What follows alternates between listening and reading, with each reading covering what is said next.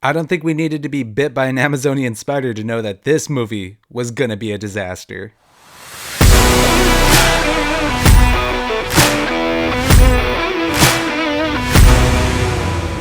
Hey there, and welcome to the first review on my YouTube channel. And boy, do we have a doozy today.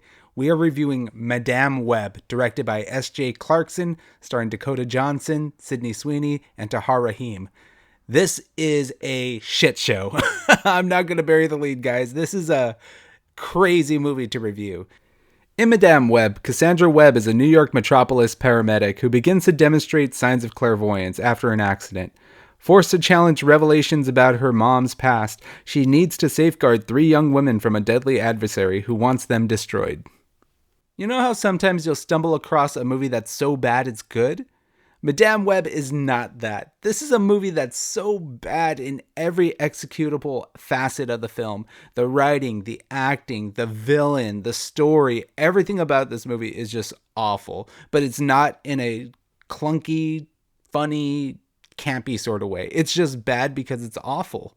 It's boring to watch. The CGI is horrible. You can tell the actors don't want to be there. Dakota Johnson is sleepwalking through it. I don't know what the fuck was going on with Tahar Rahim, but 90% of his dialogue is ADR. It feels like one of those Japanese movies at times where their mouth is moving, but the dialogue doesn't fit what their mouths are doing. Let me do a live demonstration of how Ezekiel Sims acts in the movie. I must find these girls and destroy them. Yeah. That was how he acts. It got to the point with Tahar Rahim where I literally laughed every time he came on screen because it felt like amateur hour. How the hell they can do this to an actor like this is insane to me, and it's all done through post-production and reshoots. But that's not the most egregious error they make with this character. The whole plot centers around him waking up in the middle of the night wanting to kill 3 teenagers because he has this vision that they're going to come in and break into his apartment and kill him.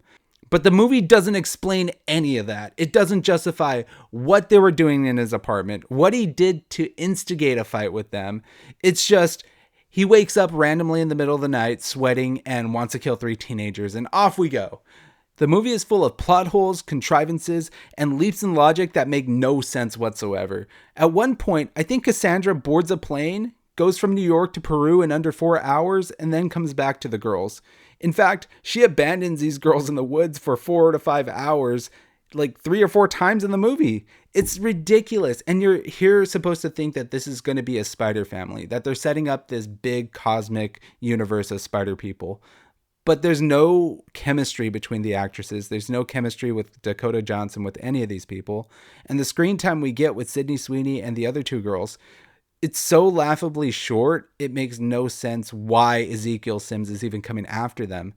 I want to disclose with you guys, if you're going into this movie wanting to watch Sydney Sweeney and the spider people swing around, you're in for a big disappointment. What you see in the marketing is exactly what you get in the film. There's not much more extra footage here. This is a movie that is so pandering and misleading with its marketing, it's really offensive. I would say use the $25 that you have for this film, throw it on to another month of Max, and just go watch Euphoria or The White Lotus instead. You're going to get more Sydney Sweeney, and it's going to be way more enjoyable than whatever this movie was. Besides the ridiculous story, this movie has some terrible action, terrible CGI, horrendously thin characters, bad plot contrivances. This is a mess of a movie. I would give Madame Web a 1 out of 5.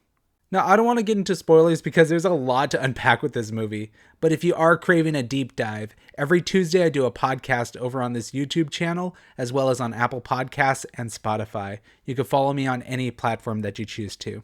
I'll be reviewing Madame Web in full detail with spoilers this upcoming Tuesday. That'll be it for me, guys. As always, go catch a movie.